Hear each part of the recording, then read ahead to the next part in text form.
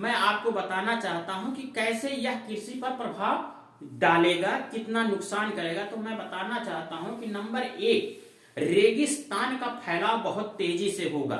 क्योंकि यदि ये पर्वत नहीं रहेगी जो गर्म हवाओं को रोकती है, थार मरुस्थल के रेतीली भूमि को रोकती है ना, तो यह रुकेगा नहीं और ये पूरा यूपी, मध्य प्रदेश, दिल्ली, हरियाणा और ये जो राजस्थान और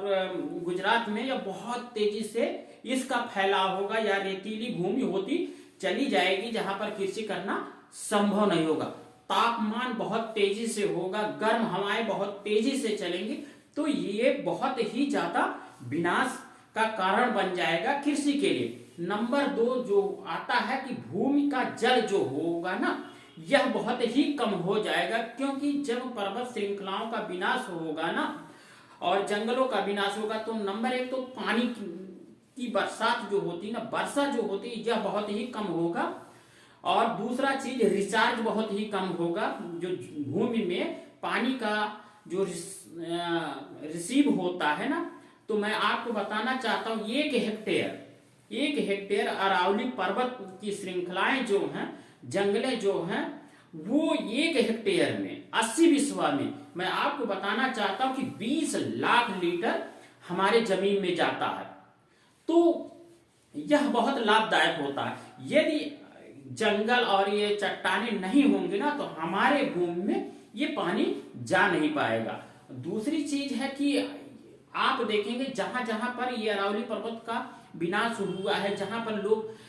बहुत ज्यादा नष्ट कर दिए हैं अरावली पर्वत की या चट्टानों को जहां पर नष्ट कर दिए हैं, वहां पर आप देखिए कि 2000 फीट से भी ज्यादा अधिक पानी का लेवल जो है बहुत ही नीचे चला गया है। तो इससे बहुत ही ज्यादा आसपास की एरिया में जो कुएं हैं, तालाब हैं, नलकूप हैं, वो सूख रहे हैं। तो यह बहुत ही बड़ा संकट आ जाएगा कृषि के लिए। और तीसरी चीज जो आप बोलते हैं कि दिल्ली में जो प्रदूषण है ये कम हो जाएगा, तो मैं आपको बताना चाहता हूँ इस श्रृंखला के विनाश से जो है दिल्ली एनसीआर या दिल्ली में मैं बताता हूँ, पूरी दिल्ली में बताता हूँ कि धूल का प्रदूषण इतना ज्यादा हो जाएगा, इतनी ज्यादा गर्मी फैल जाएगी कि वहां पर रहना मुमकिन नहीं होगा।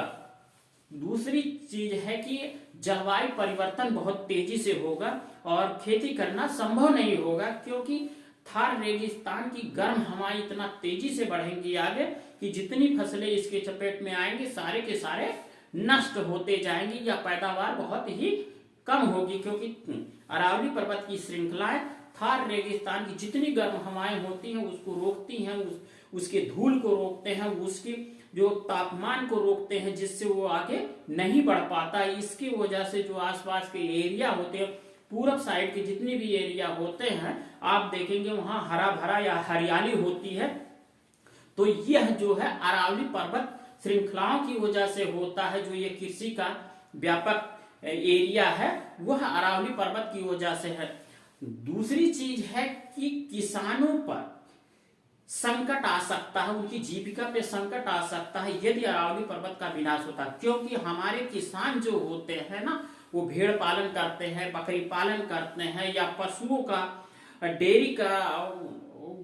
व्यवसाय करते हैं, तो इस एरिया में बहुत बड़े पैमाने पर होता है। और दूसरी चीज जो उद्यान विभाग की जितनी फसलें हैं ना, जैसे फलदार वृक्षों का, इनका भी कटाव बहुत तेजी से हो रहा है, जिसकी वजह से उद्यान विभाग की भी फसलें बहुत ही ज्यादा प्रभावित होंगी और हमारा जो कृषि की जीविका है ना, वहां के किसानों का वो सारा का सारा जो है वो संकट में आ सकते हैं हमारे किसान।